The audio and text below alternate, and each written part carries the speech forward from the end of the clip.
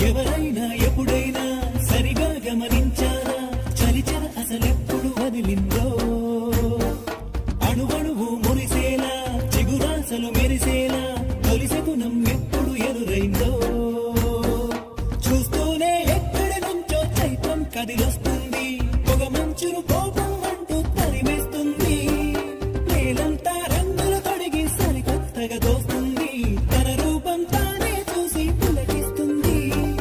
ఋతువెప్పుడు మారిందో బ్రతుకెప్పుడు విరిసిందో మనసెప్పుడు వలపుల మనమైందో